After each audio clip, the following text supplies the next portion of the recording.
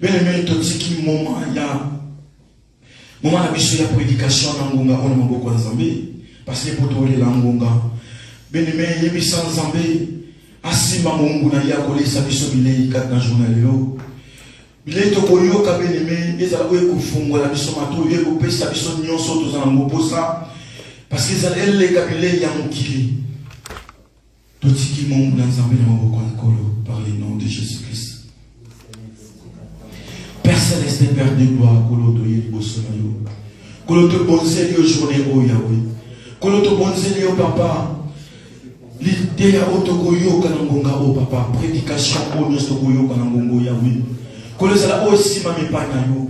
Mungu na yo kolo papa yo bonzeli biso. Kolo azala o préparer me le na yo Yahweh. Pese maloba. Pese sagesse intelligence Yahweh. Ya koyeba lo lengeni na kolimola biso papa. Pour écouter la mato et pour faire dans la mité na biso peto tia ko na misala kolo. Yahweh zala solo ya bon moi na biso papa. Les vrais chemins c'est toi. Les vrais chemins c'est toi notre Dieu. Par le nom puissant de Jésus-Christ. Mais maintenant tout est temps de ya maman na nzambe to tika ya kotelema. To zobeta maboko pe na mibolo par le nom puissant de Jésus-Christ. Merci Seigneur. Alléluia. Amen. Gloire au Seigneur.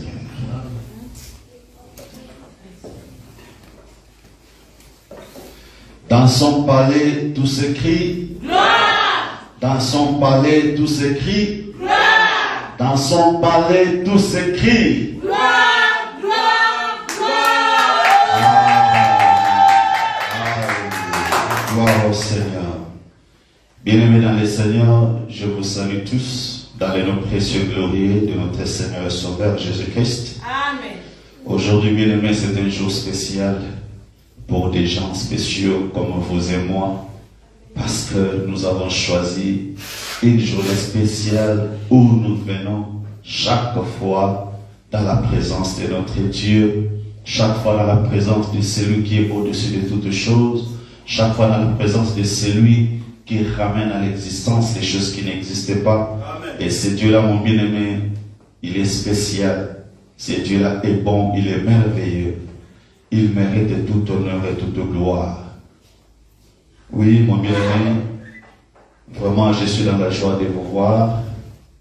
Vous êtes tous bien habillés, vous êtes tous belles, beaux. Merci. Tout ça pour la gloire de notre Dieu. Amen. Amen. Nous ouvrons rapidement nos Bibles dans le livre de Tite, chapitre 2, versets 9 à 10.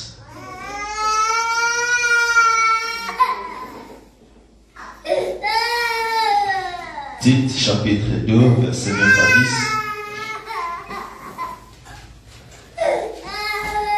10. Nous lisons au nom du Seigneur. Exhorte les serviteurs à être soumis à leur maître, à leur plaire en toutes choses, à n'être point contredisant, à ne rien dérober, mais à montrer toujours une parfaite fidélité, afin de faire honorer en tout la doctrine de Dieu notre Sauveur. Parole du Seigneur. Amen. Prions. Père éternel Dieu, sois béni, sois glorifié, Seigneur. Papa, nous voici au-devant de toi. Nous voulons t'écouter, Seigneur, car nous avons soif de ta parole.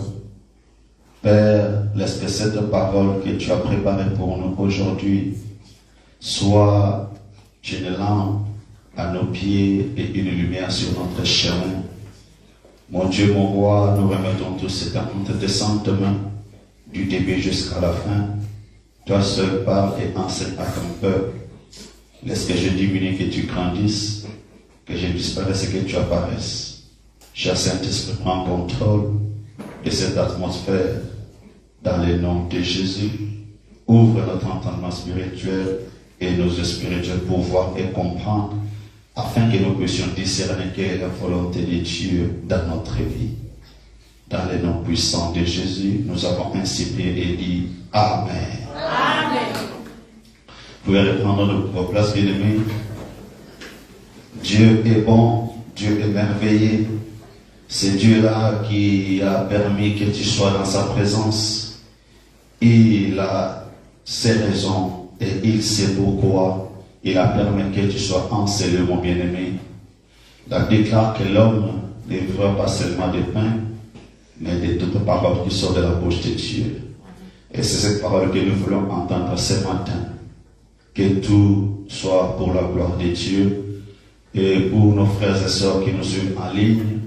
Que Dieu vous soit favorable, que Dieu vous bénisse et que Dieu vous accompagne en tout et pour tout dans les noms puissants et glorieux de notre Seigneur et Sauveur Jésus-Christ.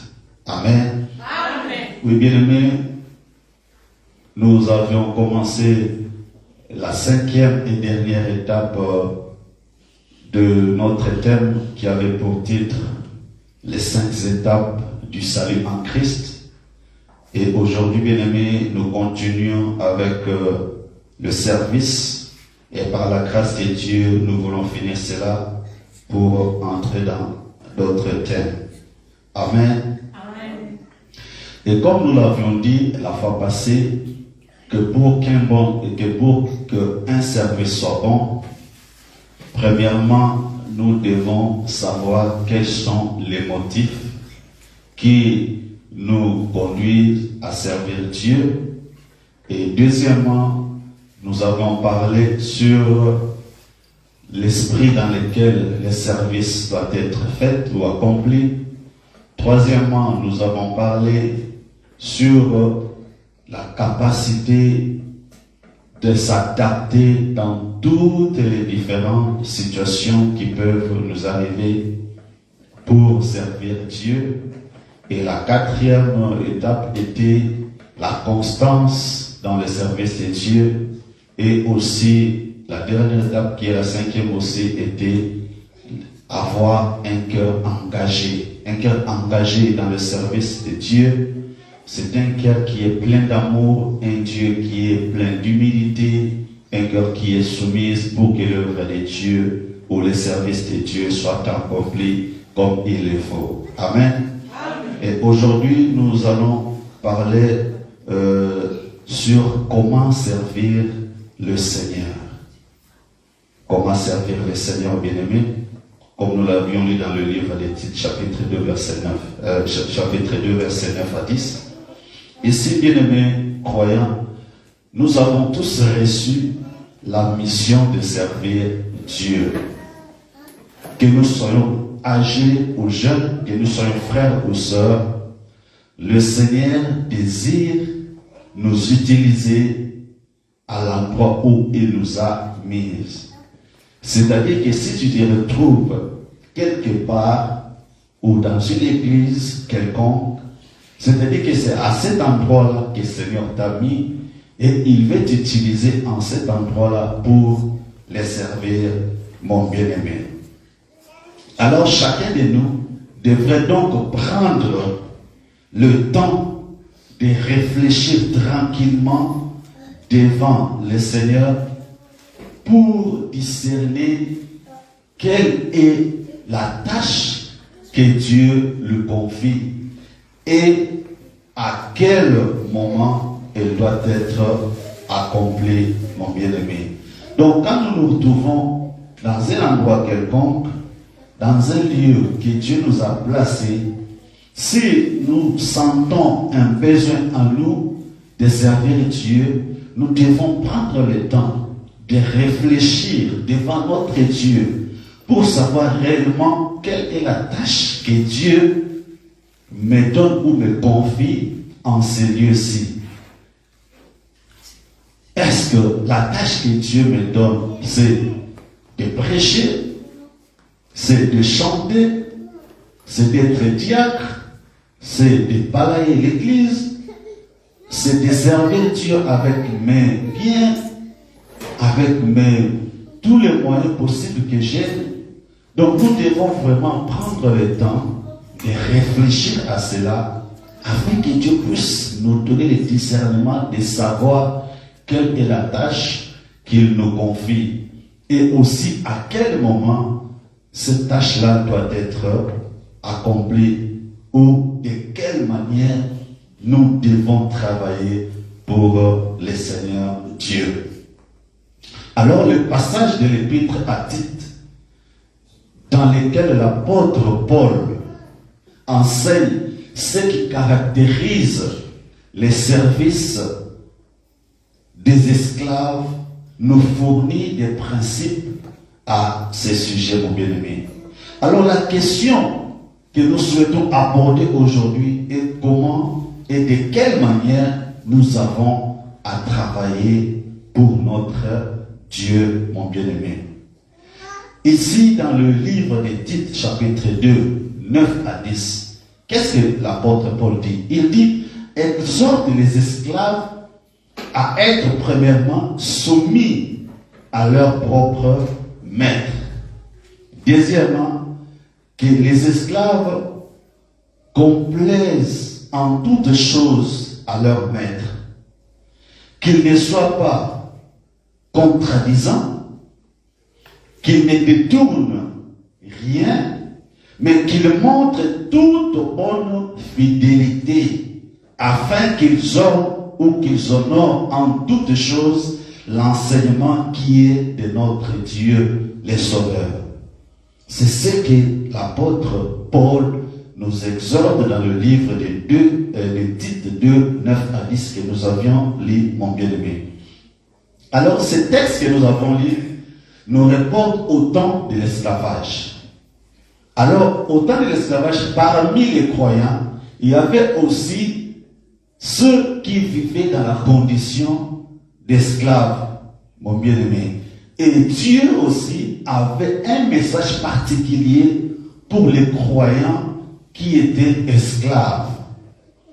C'est pourquoi Dieu avait donné à Paul cette exhortation-là dans Tite 2, 9 à 10, pour que les esclaves croyants soient caractérisés, que leur service soit caractérisé par tout ce que nous avons énuméré, complet à leur maître, ne pas voler, se soumettre, ne pas être contradisant, être fidèle en toutes choses, mon bien-aimé.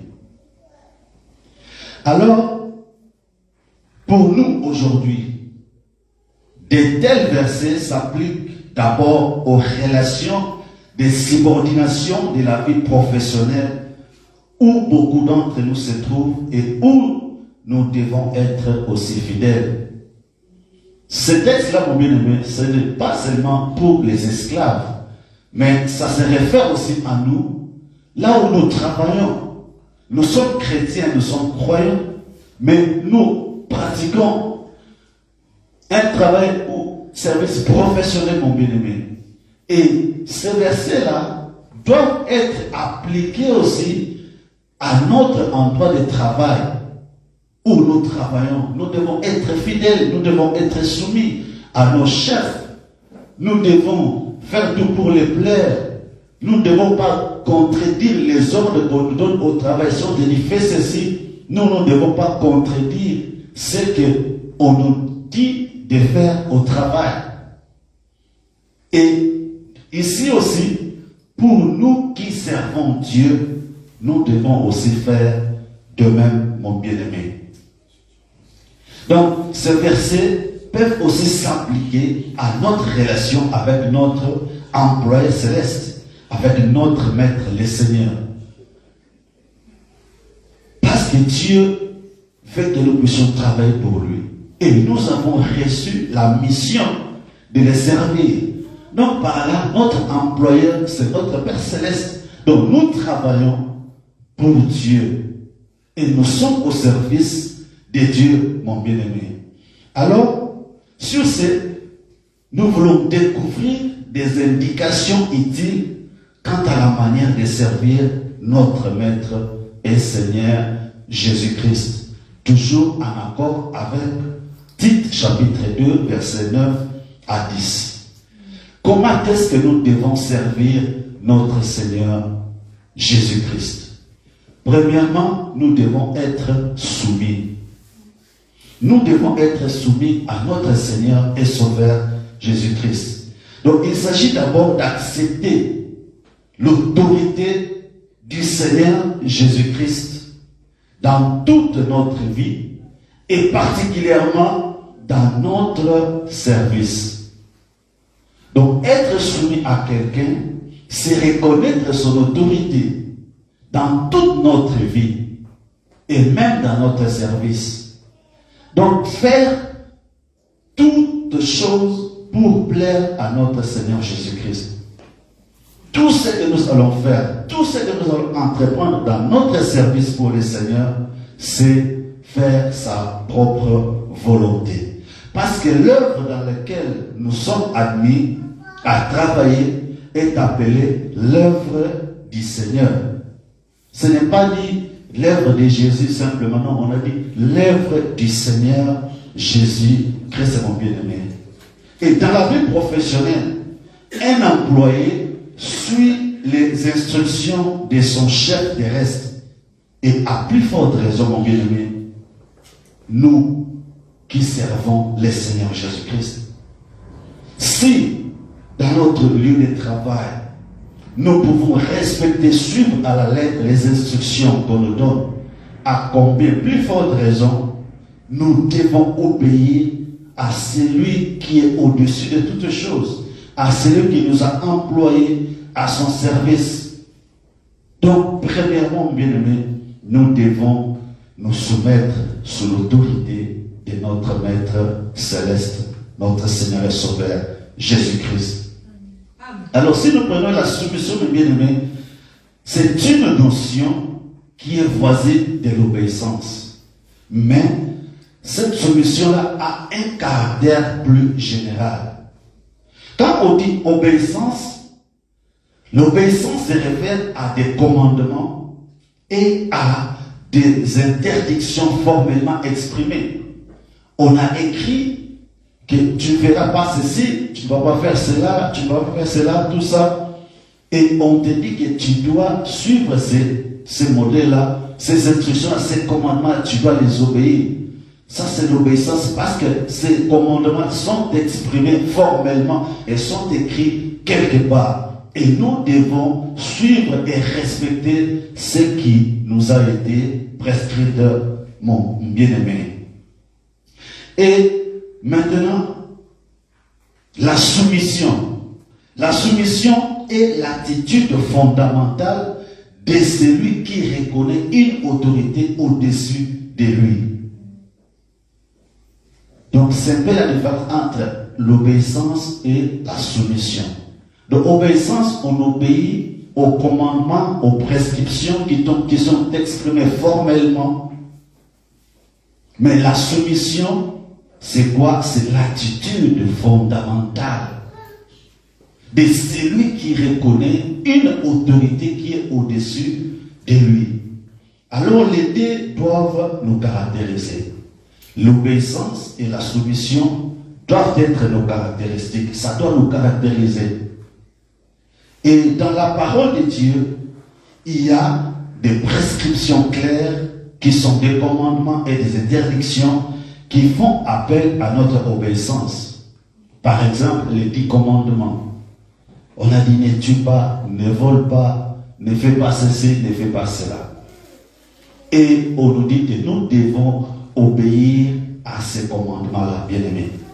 Mais toutes les situations envisageables dans l'obéissance ne sont pas réglées d'avance. C'est-à-dire qu'on se dit que nous, quand on te donne des prescriptions, des commandements, comme c'est l'obéissance, tu as le choix. Tu peux obéir comme tu ne peux pas obéir.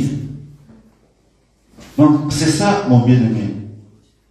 Mais, la soumission, tu es obligé de respecter et d'obéir à tous les commandements qu'on t'a donnés. Là, il n'y a pas, on ne peut pas dire, amen, on ne peut pas négocier cela, mon bien-aimé. Dans la soumission, on est obligé de respecter, d'obéir à la lettre tout ce qui nous est prescrit, mon bien-aimé.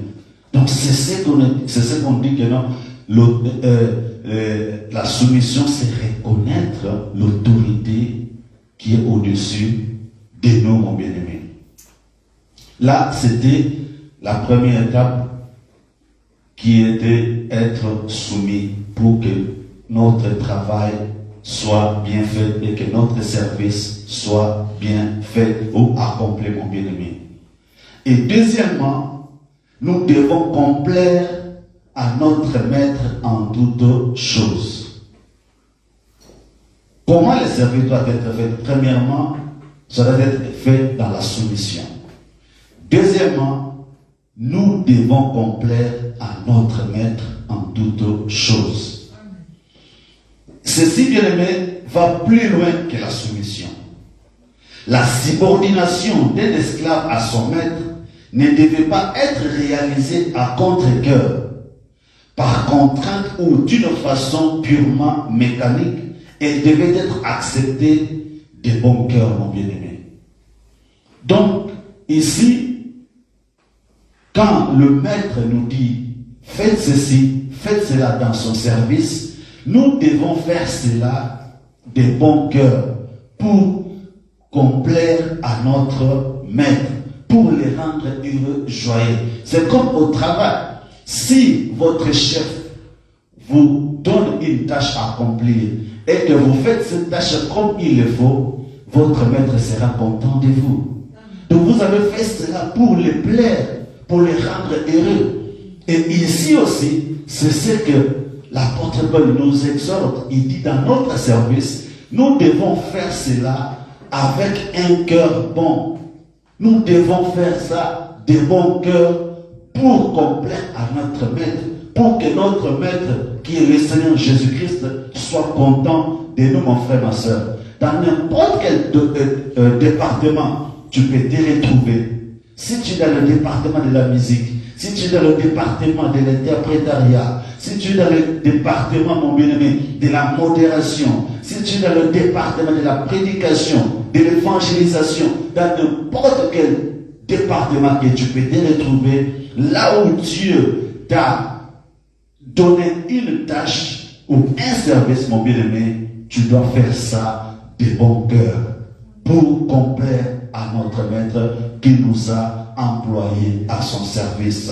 Et c'est pourquoi Colossiens 3, 23 nous dit, comme l'apôtre Paul nous avait dit, il a dit dans Colossiens 3, verset 24, que tout ce que vous faites, faites-le de bon cœur, comme pour les seigneurs et non pour des hommes.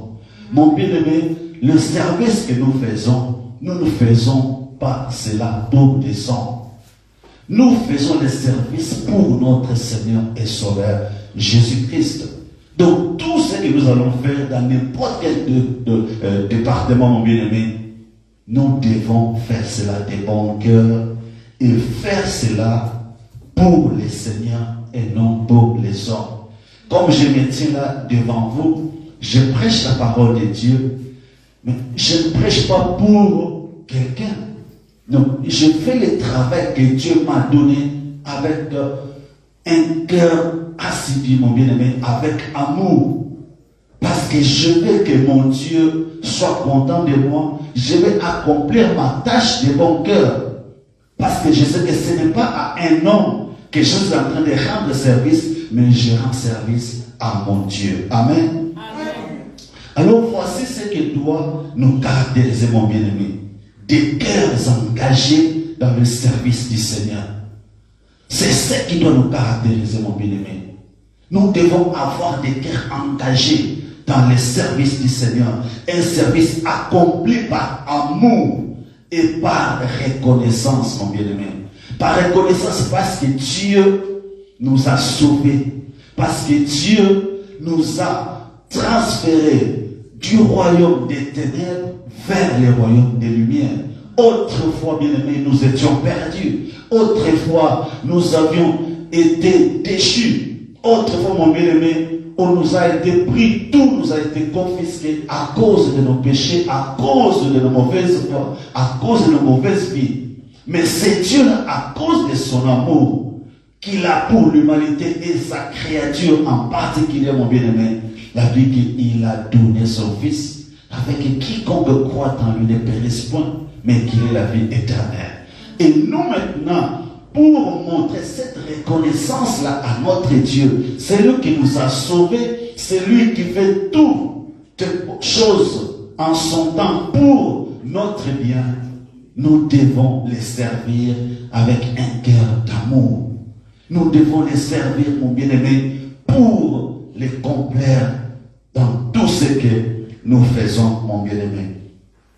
Et les serviteurs devraient vivre dans la communion avec son maître, de façon à lui plaire en tout ce qu'il fait ou s'abstient de faire. Donc nous devons vivre en communion avec notre Dieu. Nous devons vivre en communion avec notre Seigneur, notre employeur, pour lui plaire en tout ce que nous faisons. Et aussi, s'il faut s'abstenir de quelque chose pour plaire à notre Dieu, nous devons s'abstenir de cela. Si nous savons qu'il a dit que non, voler n'est pas bien, mon bien-aimé, nous devons nous abstenir de voler. Nous devons nous abstenir de tricher. Nous devons nous abstenir de mentir.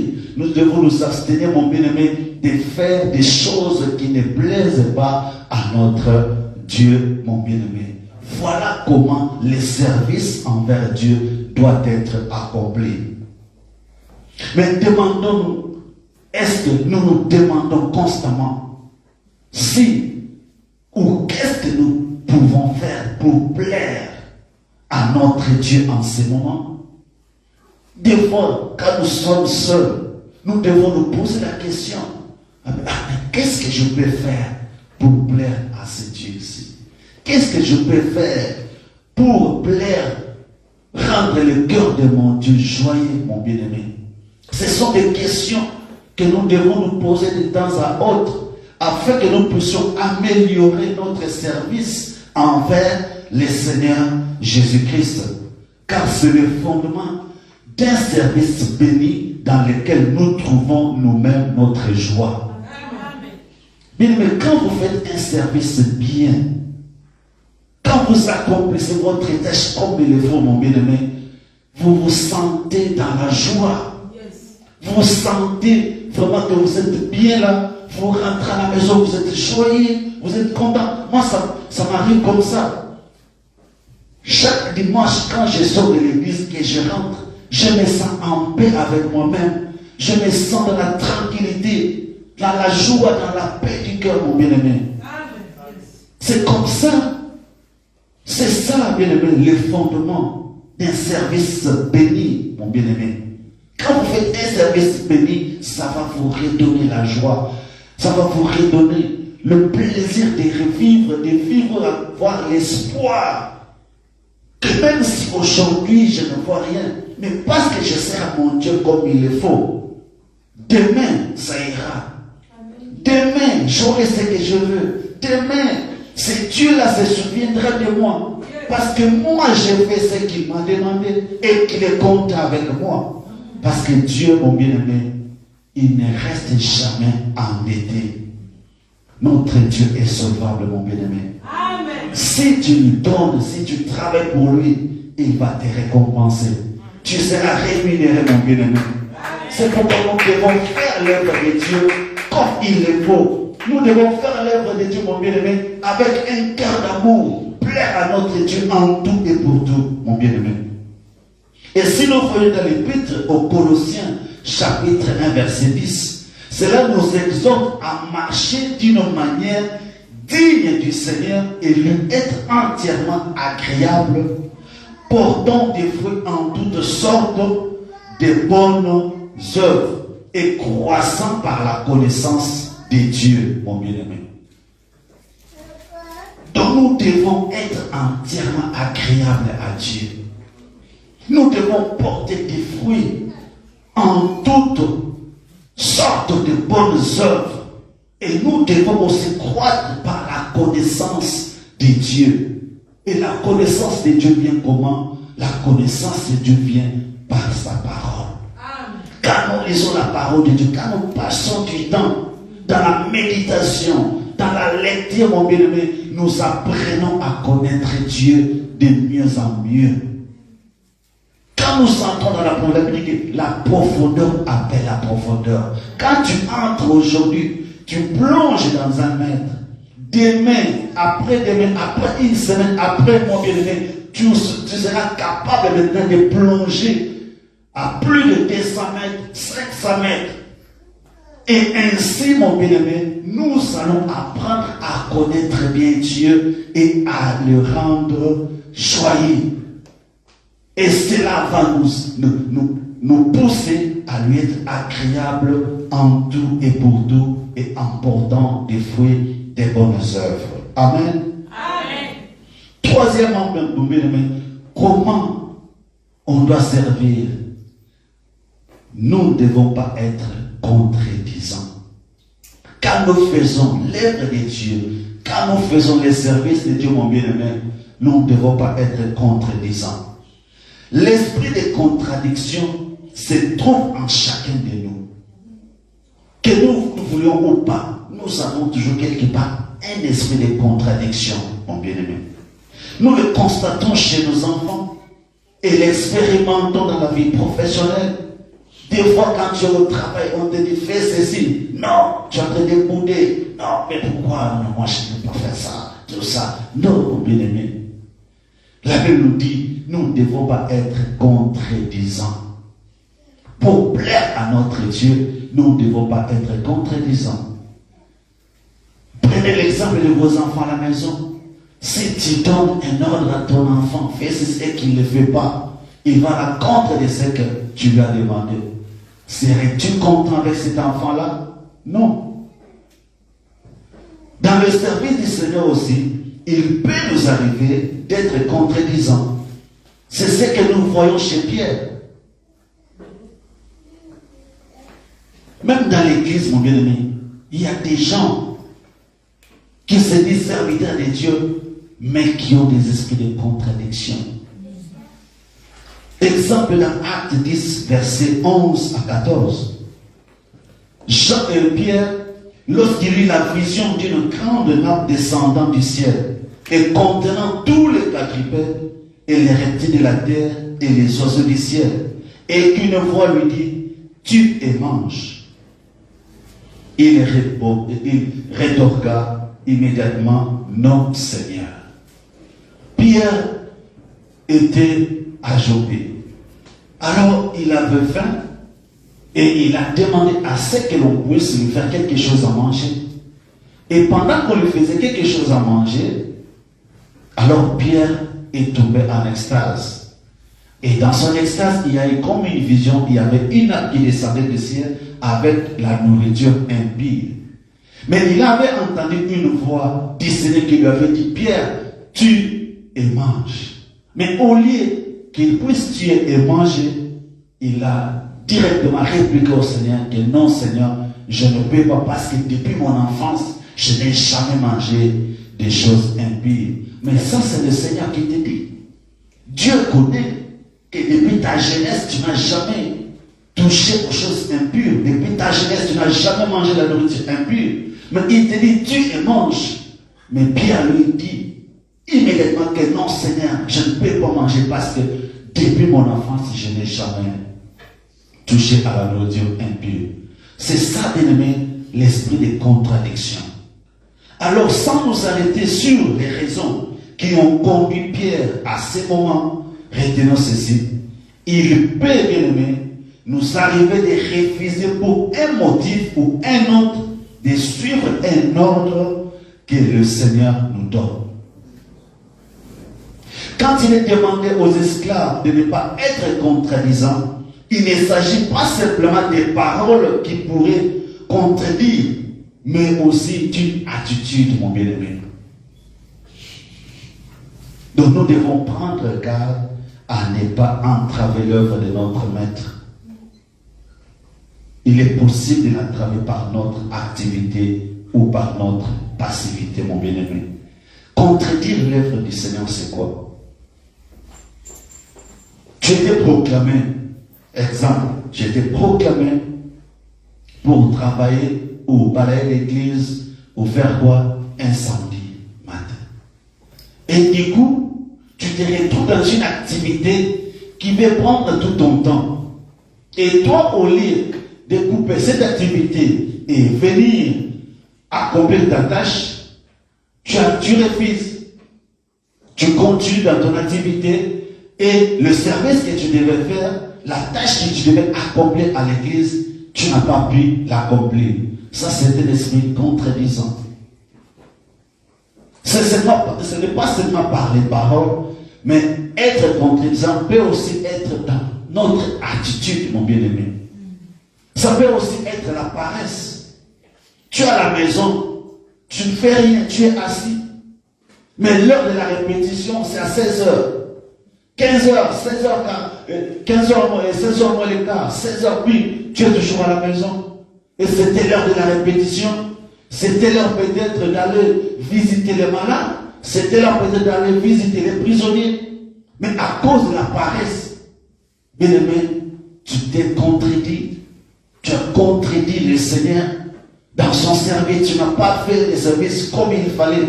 Tu n'as pas accompli ta tâche comme il fallait. C'est pas seulement que tu vas refuser ou avoir des pensées que cela peut sembler être contredisant. Non, mais notre attitude aussi, mon bien-aimé, peut être contredisant. Et quatrièmement, pour que le service soit bien accompli, nous ne devons rien détourner. C'est-à-dire, nous ne devons rien dérober. Nous ne devons rien prendre. Pour un esclave, le danger existait toujours de s'approprier ce qui ne lui appartenait pas. Quand tu es esclave, si on t'attrape avec quelque chose qui n'est pas à toi, bien aimé, on devait te punir, te mettre en prison, te fouetter, te flageller, te faire tout cela, mon bien-aimé. Alors, si nous regardons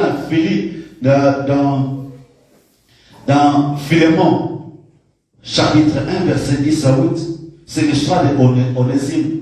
Si vous regardez, Onésime était croyant et il était esclave. Mais quelque part, il avait fait quelque chose et il s'était endetté. Il devait rembourser cela. Et Paul avait écrit à Philémon de pardonner à Onésime. Et si vous lisez tout cela, vous comprendrez l'histoire d'Onésime. Dans un sens figuré, mon bien-aimé, il peut aussi arriver que dans le service pour le Seigneur, nous détournions quelque chose. C'est-à-dire que nous utilisions ce que le Seigneur nous a confié à d'autres fins que de ses intérêts. Donc, il peut s'agir des choses matérielles. Exemple, notre argent. Comment?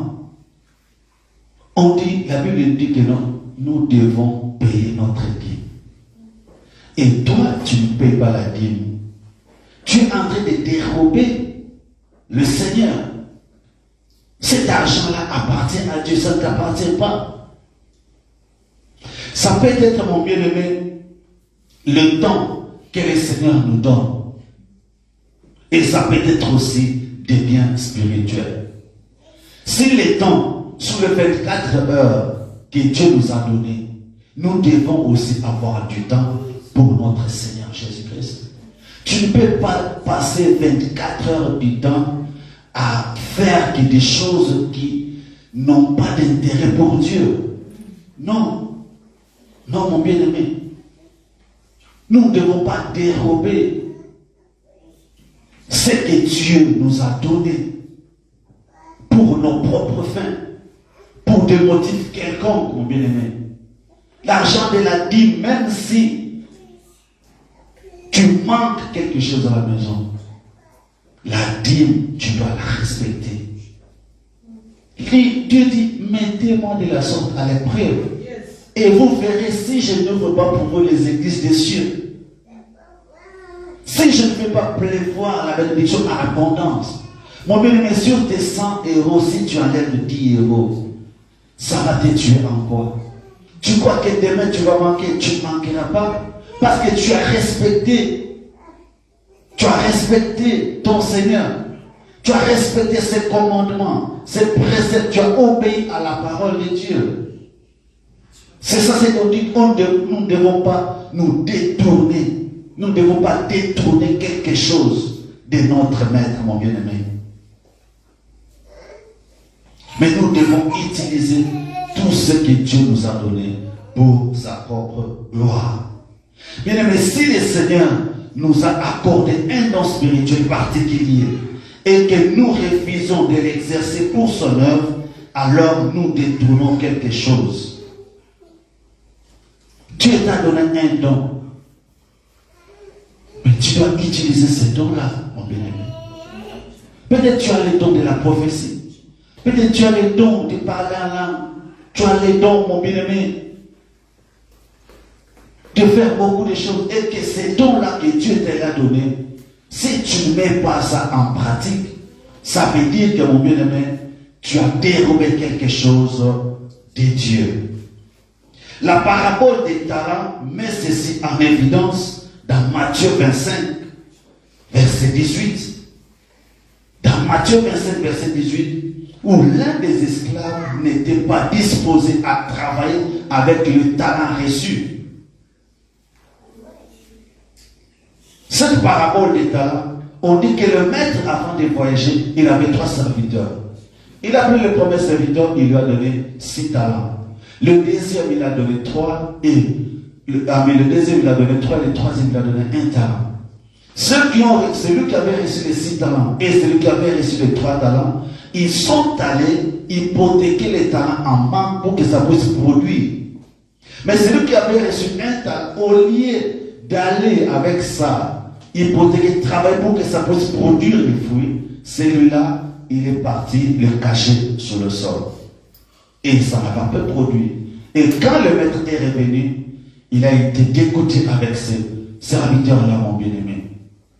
Donc les biens spirituels que Dieu nous donne, les dons spirituels que Dieu nous donne, nous devons les exercer afin que ça puisse produire des fruits, mon bien-aimé. Alors, bien-aimé, comment utilisons-nous les dons que le Seigneur nous a faits? Chacun de nous a un don particulier que Dieu a mis en lui. Mais qu'est-ce que nous faisons avec ces dons-là? Est-ce que nous mettons ces dons-là au service du Seigneur?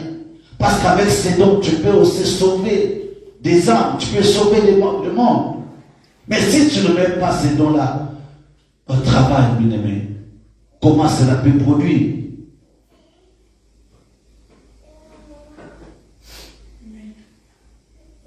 Bien-aimé, nous devons servir Dieu comme il faut. Et cinquièmement, nous devons montrer toute bonne fidélité à notre Dieu. En tout ce que nous faisons dans l'œuvre du Seigneur, le point important est la fidélité. Nous devons être fidèles dans tout ce que nous faisons pour Dieu. Dans notre service pour Dieu, nous devons être fidèles. C'est ça le point important dans le service de Dieu.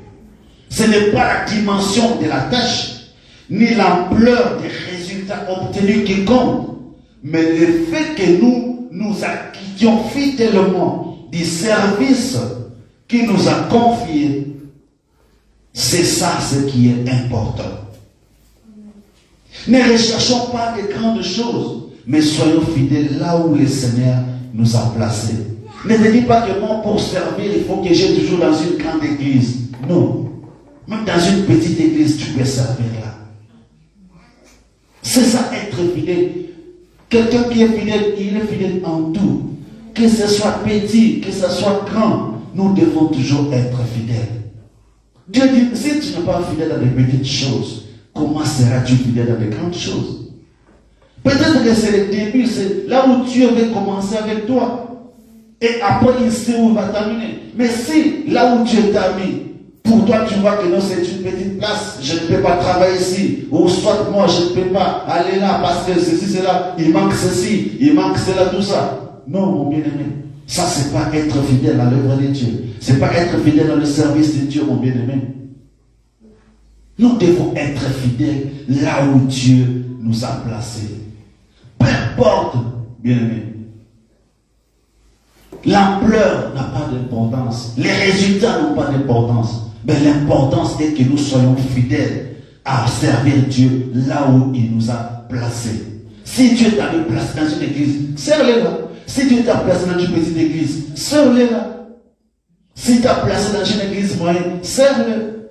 Parce que Dieu est partout. Dieu n'est pas seulement dans les grandes choses. On trouve aussi Dieu dans des petites choses. Alors mon bien-aimé, nous devons faire attention à cela, mon bien-aimé. Et enfin, pour clôturer notre thème, le 6e point, pour que nous puissions faire un bon service, nous devons connaître les buts de tous ces comportements que nous avons énumérés.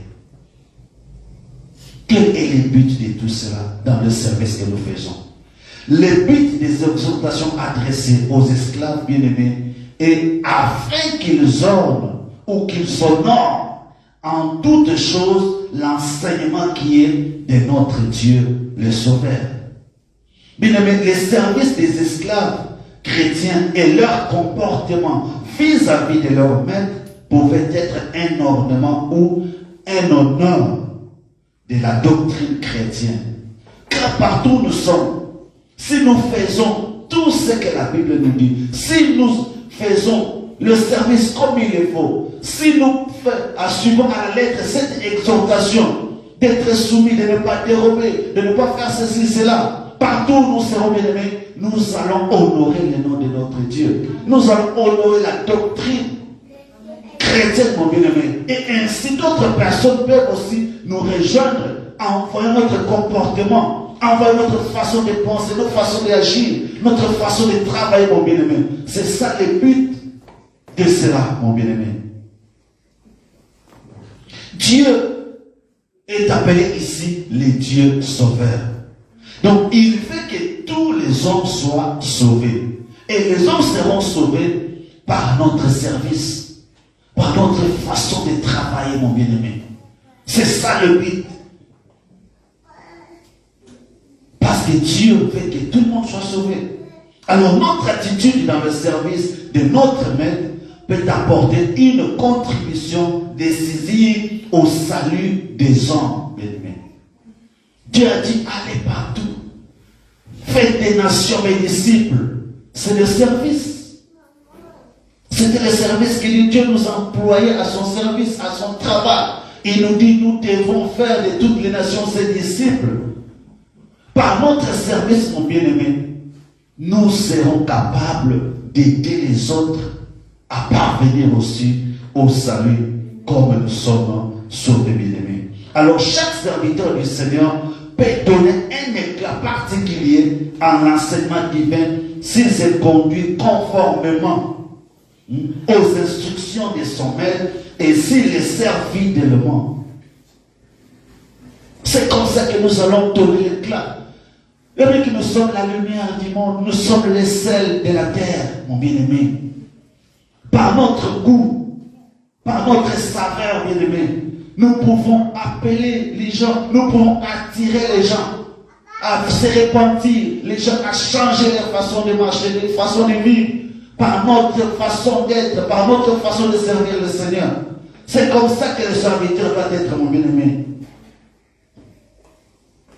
C'est conduire conformément aux instructions de son maître et les servir fidèlement. Tous ceux qui le voient ont sous les yeux un témoignage de l'ordre qui caractérise la maison de Dieu. Et Dieu est glorifié.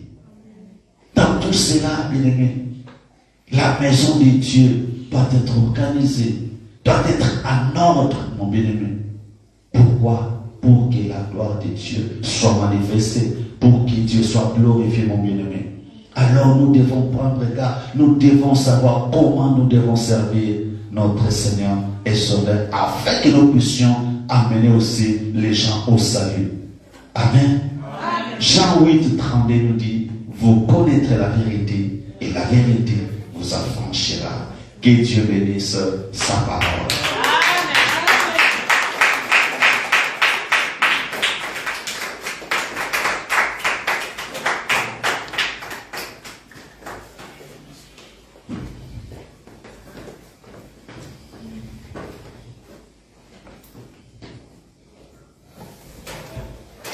Ok. Alléluia. Amen. Donc, merci, merci, na parole de qui nous parlons du monde dans Zambé, nous parlons à l'Esprit, par le nom puissant de Jésus-Christ. Père céleste, Père des gloires, je vais ici, pour le tout précieux sous son merci. Nous parlons de qui papa, nous parlons papa, il est où il est seko, quatre n'avons moins de misso, pour le tout qui m'ont connu, nous m'avons connu, pour le cas pour bénir, il y a pour bénir les mots dans les familles, pour le disposer, nous sommes disposer, nous sommes papa.